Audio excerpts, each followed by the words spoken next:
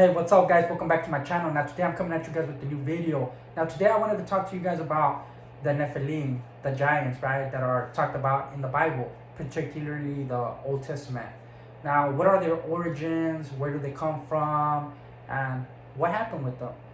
So in Genesis 6, it actually tells us about their origins, right? Where they come from or how they came to be, right? It talks about in Genesis 6 that the sons of God saw the daughters of man, and they took for them wives, and they, had babies with them, and they ended up becoming having giants, right? Due to their, I guess, union, they ended up having giants, bearing giants, and it says that these men are the men of old, the men of renown, right? As a matter of fact, I wanted to read to you guys from the Tanakh, right? Because our Old Testament is actually comprised of the Jewish scriptures, right? And look at the way that they word it, right? Because a lot of people will say, "Oh, well, that just means the sons of God." It doesn't necessarily mean, like, my opinion is that it's angels, right? The sons of God are angels that came down from heaven and intermingled with women. Now, people say otherwise, but listen to the way that the Tanakh words it, right? And this is the Jewish scriptures, right? The Old Testament. It says right here, when man began to increase on earth and daughters were born to them, the divine beings saw how beautiful the daughters of men were and took wives from among those that pleased them. The Lord said, my breath shall not abide in man forever, since he too is flesh. Let the days allowed be 120 years. It was then and later too that the Nephilim appeared on earth, when the divine beings co-inhabited with the daughters of man, who bore them offspring. They were the heroes of old, the men of renown. So as you can see, right there from the Tanakh, it talks about how they came to be, right? These divine beings came down, they took them wives, and more importantly than that, even it talks about, this is during the time of Noah, right? It says that they were in those times as well as after. So we know in Noah's time the flood came, pretty much everybody got destroyed besides Noah and his kids and their wives. But we're also told later on down the line, right, that David fought Goliath, right, the giant. So obviously these giants came back. How did they come back? There's two theories, right? One is that the angels again came back and did this whole thing again, and another is actually that one of the daughters of, well, not one of the daughters, one of the wives of the sons of Noah had possibly had that DNA, right, that gene in her, and hence that's how they came back into the new world. Now fast forward into the time of Abraham. I believe it's Genesis 14. We hear about these giants as well, right? The Rephaim, that's what they're called, right? We hear about them again. There's this king whom ends up making an alliance with some other kings, right? They start conquering other lands, other people. One of these people that they ended up conquering, subduing, was Sodom and Gomorrah, as well as others. And the Bible, it tells us that after the 12th year, Sodom and Gomorrah and some of these other, I guess you could say, nations that have been pretty much subdued by these kings, right? They rebelled. They rebelled against them. But it says that before they went to confront them, it says that they had gone, this king, right, along with his allies, they had gone and attacked the Sanzumi, and they had attacked the Horites. And these are Rephaim, these are giants, right? So they went and they destroyed them, right? They beat them. Then they turned their attention to this new rebellion, right? And they went and they fought these kings from Sodom and Gomorrah and all these other ones, right? They end up raiding Sodom and Gomorrah, which Lot, I believe it's the nephew of Abraham, he was living there. So they end up taking him captive. Word gets back to Abraham. Abraham gathers his men, which is about 318.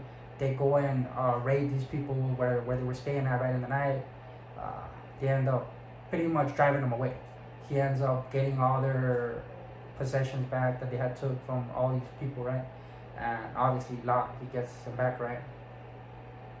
And then fast forward a little bit later, right?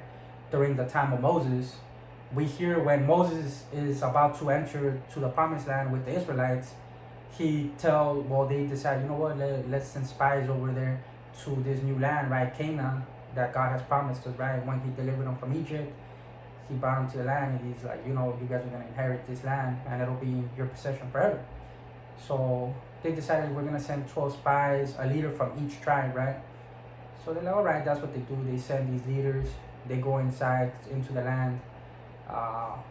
When they go inside the land, they end up saying, you know what, it is rich. You know, it's rich with flowing with milk and honey, as well as other stuff, right? It's good. The land is good, but they kind of run into some problems right there, right? Because they end up bumping into some. It says that they ran into the descendants of Anak, right? These were Anakim. I think it was like three. They had like 3 sons, right? Anak had like 3 sons. It names them. I forgot their names though. They ran into them, right? So there's giants in the land, right? So they report this back to Moses. They tell him like the land is good, but they're like there's these giants over there, right? We saw the descendants of Anak, right? The Anakim, they're there, and they're pretty much putting fear into the hearts of the congregation. All the other people are around hearing this as well, right? Caleb pretty much hushes them down and tells them like, nah, like let's go, like we could do it, like we could conquer them. Caleb was one of the 12 that went into the land, right? As long as was with Joshua, right? He was one of the 12 as well. The people are like, no, the people that went there with them too, right? They're like, the other 10, they're like, no, like we can't win them, like they're much stronger than us, their cities are fortified, like no, like pretty much saying they wouldn't win. Then after that, they're just pretty much like, it's just like a little thing where the people start rebelling against Moses and Aaron and even God. They start telling Moses and them like, why did you bring us out here? Like you should have just left us in Egypt. Mind you, in Egypt they were slaves, right? So they're like, you should have just left us to die in Egypt, or we should have just died in the wilderness. Now you brought us over here to die by the sword, and then our wives and our children will be taken captives. And they just started, you know, pretty much just going off and just saying all this stuff to Moses. And obviously, they're pretty much going against God, right? Finally, God gets mad with them, right? He tells them, like, you know what, like, these people are not going to inherit the land. They're going to go back into the desert and they're going to wander around there for 40 years and until each one of their generation dies off. And their kids, whom they said that they would be taken captives or whatever, they're the ones that will inherit the land, right? Not them. They will not inherit the land. As a matter of fact, even Moses wasn't allowed to enter the land, right? After that. So then these people, Moses tells them, you know, this is what God said already. They decide, no, you know what, like, nah, let's just go and attack them, like, whatever. They're like, man, we ain't going back to the desert. That's what probably they're thinking in their head. So they decide to go and attack, right? But Moses tells them, like, God is not with you. Like, you guys will be defeated. Like, he's not. And they're like, no, we're gonna go. They go. They obviously get smashed. They get, you know, yeah, they lose. So then they end up driving them away. They end up going back into the desert and wandering in the desert for 40 plus years. Now fast forward, they end up coming back to the land, right? Now it's time for them to take back the land. And then this is one thing that I found interesting, right? Because Moses is kind of like, he starts reminding them, right? So he tells them, right? He tells the Israelites after the 40 years, after they had been pretty much exiled again, and now they're gonna come back into the promised land with this new generation, right, of Israelites. He's telling them like there was the Moabites, right? The Moabites, if you guys don't know, they're descendants of Moab. Moab is a son of Lot. So remember when Sodom and Gomorrah got destroyed, and then Lot and his daughters went and they hid in a cave? Well, that the daughters then said, oh, come on, let us, you know, get our father drunk and let us, you know, so we could continue his seeds, and they get pregnant, right? Well, Moab was the son of the oldest daughter of Lot. So the Moabites are descendants from him, right? So then Moses tells them like, look, like the Moabites, they encountered these giants as well, right? So kind of probably reassuring them like this happened before through God, like they have been able to overcome. We have been able to overcome these people. So the Moabites attack. They will refer to these giants as the Emim. So the Moabites, it says the Lord delivered the Emim into the Moabites, and they pretty much beat them, destroyed them, and then they took over their land. The same thing happened with the Ammonites. Now the Ammonites are also descendants of Lot. The same thing when they were in the cave, whatever. This is the son of the younger daughter, right? She bore a son to Lot, and his name was, I believe it was Ben Amim, hence Ammonite. So these are the descendants of Ben Amim. And the same thing happened with them. They referred to the giants in that area where they ended up going as Zamzumim. These Ammonites end up the same thing. It says that the Lord delivered Zamzumim into them. These were Raphaim. These Raphaim are the giants. The Zamzumim that the Ammonites face, the Emim that the Moabites face. These are all giants. And it says that they were given into the hands of the Moabites and to the Ammonites. And then he goes on and he even tells them, like, your brother Esau. Now, for those of you that don't know, Esau is the twin brother of Jacob. Now, Jacob is obviously the father of the 12 tribes of Israel. Right? You have Joseph, Benjamin, etc., right? All of them, Judah. Now, he's the father of the 12 tribes. Well, his twin brother, Esau, apparently his descendants as well, the Edomites, ended up settling in Seir. Now, Seir also was populated by, they're called the Horites. Now, these Horites are Rephaim as well. Now, you'll say, well, why different names, right? Why is there the Rephaim are referred to as, the Zamzumim or the Emim or the Anak, like for the Israelites, or the Anakim, or just different ones, right? Well, it's like similar to like humans, right? There's like probably they were set up as different tribes, right? But they were still nonetheless giants. And so he's probably reassuring them, like God will deliver them into your hands, right? And sure enough, they end up going into Canaan. They end up with Joshua, right, leading them, because Moses wasn't allowed to step foot into the land. He ended up passing away. Joshua resumes leadership, and he's the one that's in charge with, destroying them completely, right? He goes into Canaan. They start conquering all these people, all these kings.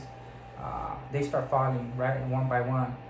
And it says that Joshua was able to drive out all, right, the Rephaim. All the giants, pretty much, he either killed them all from Israel. He destroyed them all.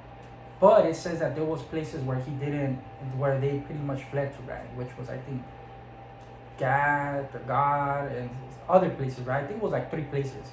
And I think they were like Philistine cities, if I do remember correctly, right? So they still remained. Hence, I believe Goliath, later on down the line, he came from one of those cities where they never destroyed the Rephaim. The story David and Goliath. Well, he came from one of those cities where the Rephaim had fled to, and I guess they just never fought them. They stayed there, right? And they must have been still living, right? There was another story too that I forgot to mention, where Moses and the king of Bashan, right, Og. It says that this guy, the same thing. He went and he attacked the Israelites. God delivered them into the hands of the Israelites. The Israelites beat them, destroyed them. And it says, I guess, that I want to say, I think he had like, I don't know if he had like 6 fingers. I don't know if he had 6 toes. I don't know if I'm confusing him with somebody else, but I think it was him. And it also says that his bed measured, I think, like 13 or 14 feet in length. So as you can see, right, this was a big fellow. That he required a big bed, right? So yeah, these people have been there, right? They had been there since before the time, and during the time of Noah and after, right? And like I said, Goliath and David, right? This was a giant. So they were obviously still around. And as a matter of fact, they even refers, I never knew this, but I guess there was other giants that David and his companions, I guess they had destroyed. Or at least David's companion. I'm not too sure if it was David or his companions. But, so there was other ones as well. After that, David, like in those times, they're not mentioned again, right? So they're mentioned like in prophecy, like where people are talking about it and they like kind of reference them and stuff. But as far as like basically like being there, like there's no more mention of them. One can only assume, right? They're still out there. You could conclude maybe they got all destroyed, right, by Joshua, and then David finished them off, right? Uh, I'd like to think that probably there might still be out there. Now, one thing that I always found fascinating was when it says, the Nephilim were there in those days, right? These are the men of old, right? The men of renown. Now, I know for me personally, I believe that these men, these giants, these were the gods of old, right? These were the Zeuses. These were all these people. That's what I believe personally. That's what I believe, and that's where a lot of these myths come from. And it's interesting because a lot of people have these similar stories where they say a lot of civilizations actually have where the gods descended, right? They taught mankind how to, read the stars or how to build or how to make weapons.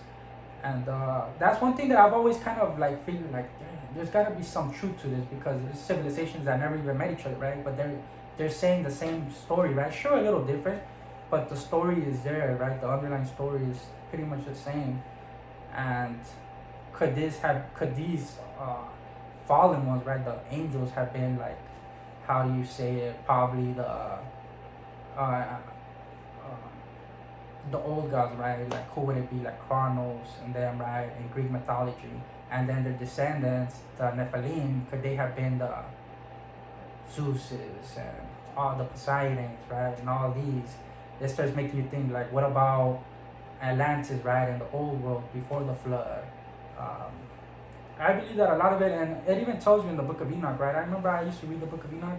Not that I believe that it's like fully, inspired or anything like that, but I think you could find truths here and there in certain things.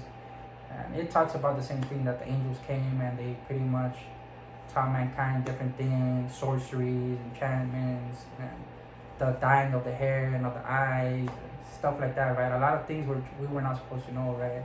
And according to the Book of Enoch, I guess God got mad and he got them and he chained them and he pretty much threw them like, I guess, like Tartarus, right? Like, like how they're chained up in there in the Greek mythology, how those people are chained up down there. I don't know until when. That the Zeus is the one that pretty much chained them down. Well, pretty much that's what the Book of Enoch is saying as well. Pretty much that God chained them up and he sent them down there, right? There's scriptures especially in, I believe, Revelation, where I could put a lot of these things together, right? But I'm gonna leave it here for now. But comment down below, what do you guys think? I hope you guys liked today's video and tell me, do you guys think that the Nephilim, the giants, are still around today? Comment down below. But other than that, I'm out, guys. Peace.